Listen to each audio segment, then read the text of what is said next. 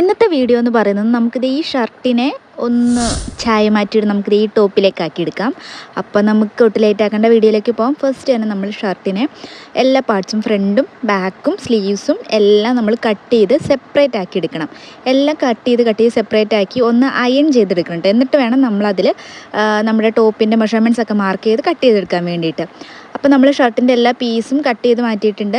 അപ്പോൾ സ്ലീവ്സൊക്കെ ഞാൻ സെയിം അതുപോലെ തന്നെയാണ്. സൈഡൊന്ന് കട്ട് ചെയ്ത് കളഞ്ഞത്. അതായത് നമ്മൾ ആ ഷർട്ടിലുള്ള സ്റ്റിച്ച് ഉണ്ടല്ലോ അതൊക്കെ ഒഴിവാക്കിയിട്ട് ഞാനിവിടെ 3/4 സ്ലീവിൻ്റെ ലെങ്ത്ത് എടുക്കണം. അപ്പോൾ നമുക്ക് ലെങ്ത്ത് എന്തോരം വേണമെന്ന് വെച്ചാൽ അതിനനുസരിച്ച് എടുത്ത് ബാക്കിയെല്ലാം കട്ട് ചെയ്ത് നമ്മൾ സെപ്പറേറ്റ് ആക്കുക. ഷർട്ടിൻ്റെ ബാക്ക് പോർഷനിൽ നിന്നാണ് നമ്മൾ നമ്മുടെ ടോപ്പിൻ്റെ, അത് സ്റ്റിച്ച് ചെയ്യാൻ പോകുന്ന ടോപ്പിൻ്റെ യോക്ക് ഭാഗം നമ്മൾ കട്ട് ചെയ്തെടുക്കുന്നത്.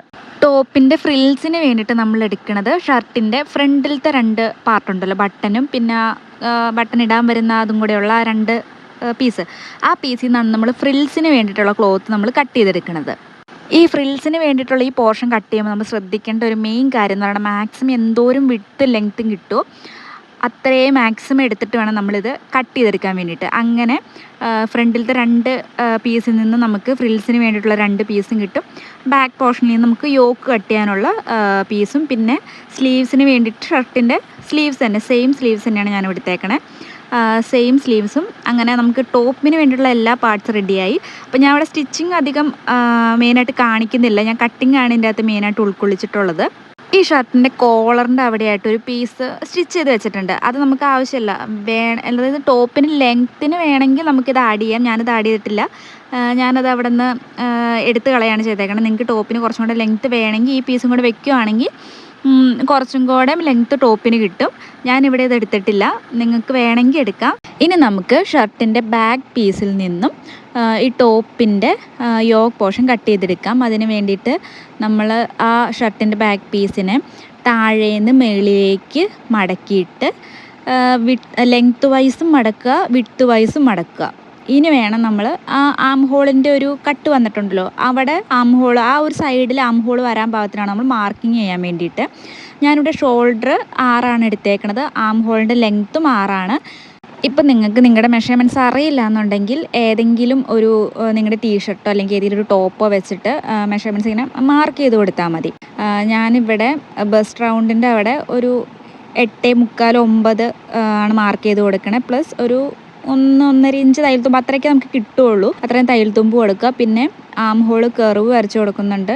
നെക്ക് വിട്ട് മാർക്ക് ചെയ്ത് കൊടുക്കണം, 3 ഇഞ്ചാണ് നെക്ക്. ഞാൻ ഈ ക്ലോത്തിലല്ല കട്ട് ചെയ്താണ്, ഞാൻ സെപ്പറേറ്റ് ഒരു ക്യാൻവാസിൽ കട്ട് ചെയ്തിട്ട് ഇതിലേക്ക് അറ്റാച്ച് ചെയ്ത് കൊടുക്കുകയാണ്. ഞാൻ ഇതിലല്ല കട്ട് ചെയ്യണത്, നെക്കിൻ്റെ വിട്ട് മാത്രം മാർക്ക് ചെയ്ത് കൊടുക്കണുള്ളൂ. ഈ യോക്കിന് നമുക്ക് ടോട്ടൽ 13 ഇഞ്ചാണ് ഇറക്കം കിട്ടണത്. അപ്പോൾ മേളിലും താഴെയും ഒരു 1/2 ഇഞ്ച് വെച്ച് തയ്യൽ തുമ്പ് പോയാലും 12 ആണ് നമുക്കിതിന് കിട്ടണത്. താഴെയായിട്ടൊരു 8 ഇഞ്ച് പ്ലസ് ഒരു 1 ഇഞ്ചാണ് ഞാൻ തയ്യൽ തുമ്പ് അങ്ങനെയാണ് മാർക്ക് ചെയ്ത് കൊടുത്തേക്കണം ഷേപ്പിൻ്റെ അവിടെ. ഇനി നമുക്കിതൊക്കെ ഒന്ന് കട്ട് ചെയ്തെടുക്കാം. ഇനി ഇതിൻ്റെ ഫ്രണ്ട് പാർട്ടും ബാക്ക് പാർട്ടും നമ്മൾ സെപ്പറേറ്റ് ചെയ്തെടുക്കുക. എന്നിട്ട് ഫ്രണ്ട് പോർഷനിൽ മാത്രം ആം ഹോളിൻ്റെ അവിടെ ജസ്റ്റ് ഒന്ന് കയറ്റി ഒന്ന് കുഴിച്ച് വെട്ടി കൊടുക്കണം.